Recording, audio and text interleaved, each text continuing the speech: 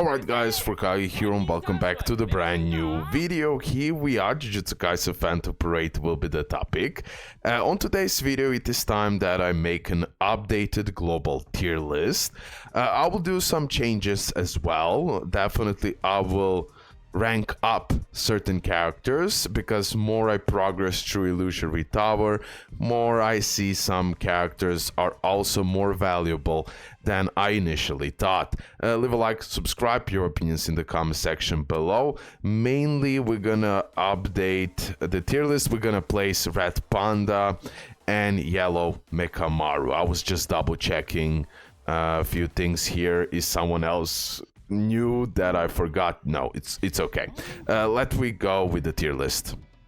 Okay, this is the tier list where we stopped last time. First of all, I want to put Green Momo in S tier, okay? Let me explain why. Especially because it's an SR unit. Most of you have her. And with the right strategy, you can use her to such a high extent and she can help you in so many ways. So first of all, she's a buffer. Yes, Yaga, Blue Momo, Red Kanto, they're better buffers. But sometimes in certain cases, you won't be able to use Kanto or you won't be able to use Yaga. There are certain cases for that. And then Momo will shine. Why she will shine? First of all, she can buff all allies damage for 2 turns 1 time. And the biggest deal about her is every time she uses that skill 2, she will grant evasion status to self. And if you're using Recollection Beat, let me say the free-to-play Recollection Beat, can I show you here? No, but just listen to me.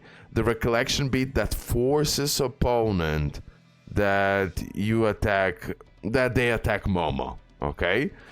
And you can go in a loop, buffing, granting evasion, the opponent will attack her, she's gonna dodge. She's gonna miss.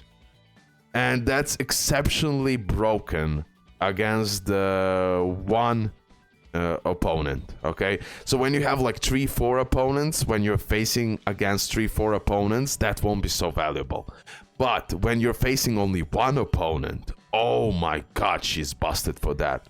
Also, she can stun, grants again evasion, and as well, when she uses the ultimate, it has a chance to stun everyone, and as well grant evasion. So amazing unit, definitely not SS or God, but definitely S tier based on what I played with her. Also really cool strategy, Kanto, Yaga and her. Oh, with all that buffs. Yeah, but it is situational, depends on what are you facing against, but overall S tier for sure, to be honest. Okay. Saki Rindo. I used her for fun.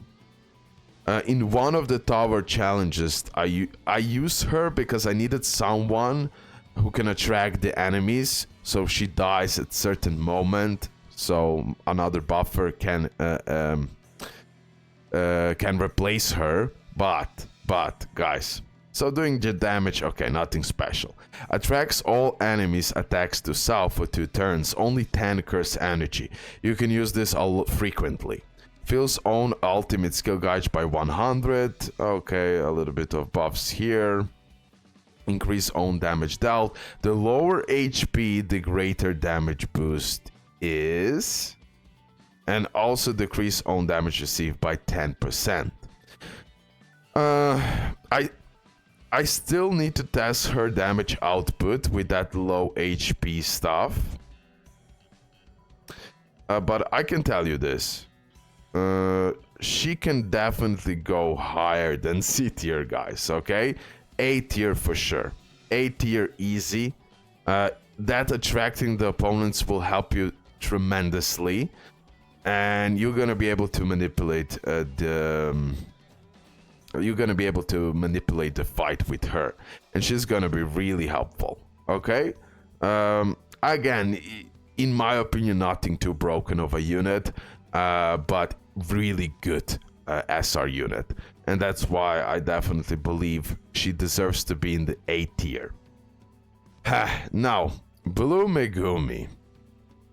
Even though most of the time I did hate it on him, I still believe that he's better than the whole B tier here. I use him for the Extreme 2. I didn't beat it because I had to do multiple retries, blah blah blah, for 150 cubes. Not worth it in my eyes to suffer so long. If I had one copy on him, it would be a different story. Even 2 copies, oh my god. But A tier, I didn't open him up now here. Why A tier? Okay, it will be like lower A tier, but definitely not B tier. He can actually do damage. He can actually do the, like, they buffed him, right, on global. So after that buff, he's definitely performing much better. Now, for what you're gonna use him? DPS, sub DPS, maybe rarely main DPS, but it will be longer battles, okay? He's not a crazy DPS character. But for what he is great, when he uses the ultimate, he will activate Divine Dog Totality. He'll increase own break damage, decrease own damage received, also do okay damage, solid damage. Also skill 2, he has a chance to stun. But when Divine Dog is active, he can increase own break damage by 20%. He can actually do really good damage after the breakage. Look, increase own break damage by 40. Yeah, he can do a really good job on that one. To break the opponent and then do a really solid damage overall. Yeah, I'll put him in the A tier based on the latest performance that I used him on the Extreme 2 stage, which is super hard, and I was super close, and I could even, like, with enough of turns, you could do this with him. And based on that, I need to put him higher, okay? I need to put him higher. At the start of the battle, increase own damage by 150. Yeah. Okay. Again, nothing more than A tier, guys. A tier is a nice tier, but nothing too broken. Okay. Also, I will place her in the A+, just because of how her healing is valuable. Okay. In those certain stages, in longer battles, you're gonna use this SR. I already talked about her, I already promoted her, but again, I'll promote her now to the A+. Some of those things are hard decisions on my part, to be honest. Miwa, I'll actually leave her at A. It's fine. Like, she can grant that evasion status to self and attract all enemies' attacks. I'll actually put her in the A+. You're gonna use her a lot in tower challenges. She is for that, what I call, manipulation of the opponents. And in certain stages, it's a must. It's a must to have either her or someone else who can attract the opponents, and then you play around with the right recollection beat. You can actually make those characters really valuable. But not yet S tier as got, okay? But still, A tiers are really good characters, especially A+. Okay, so we're done with that. We're done with her. Now, Ultimate Mechamaru. A really good unit. Guys, really good unit. Especially when you break the character. If you applied all the right skills, buffs, you're gonna do a pretty nice damage. In future, he'll be broken unit. Currently, right now, I truly don't find him like a must-have unit or a game-changing unit. Definitely he will help you out, especially if you have that increase on break damage with skill 3 as well, with skill 2 as well, increase on break damage, and it can like stack up, right? And if you If your enemy is in break status, you destroyed his break gauge and he can't do shit. After that, when you apply that increase on break damage, you're gonna do a pretty nice damage with Mechamaru. Okay? Again, in future, he'll be much more valuable after SP potential. Also, he has that grants poison, instant kill resistance, darkness, grants darkness, stun, confusion, and reverse curse technique immunity to self. So, in my opinion, he's really good, but also really, really situational. For now, he'll be S tier in my eyes. Okay, in future he will go to that SS tier without any problem. But based on my testings currently right now, I'll put him S tier. Even though in future after buffs he'll be actually super valuable. And I'm still considering putting him in the SS tier, but currently right now, that's how I see it. That's how I see it. Like, you need to break the opponent to get that increase on break damage effect. So you do that big damage. If you don't break the opponent, you're in a problem. Okay, he has that counter status, but for now, I'll leave him in S tier. And you're gonna tell me your opinions in the comment section below.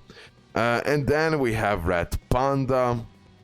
Amazing tank, especially in the future. He'll be way more valuable. Not only he can attract opponents, but he can also heal up and do okay damage as a tank. Truly, for now, A+. I wouldn't go beyond that just because I find him better than Green Panda, but not yet S tier valuable unit. A+, I believe it's a good ranking for him. Amazing tank, okay DPS, and that will be just enough. Definitely super valuable unit for attracting the opponents, of course. Decreasing own damage received for survivability, plus that healing aspect and some damage. So yeah, definitely A+, but nothing more than that. Okay guys, this is my new updated global tier list. Please tell me your opinions in the comment section below. I would really like to hear them. Do you agree with me? Do you disagree with me? What else you would like that I change? And that's pretty much it. Thank you for the all support, and yeah, see you next one. Bye.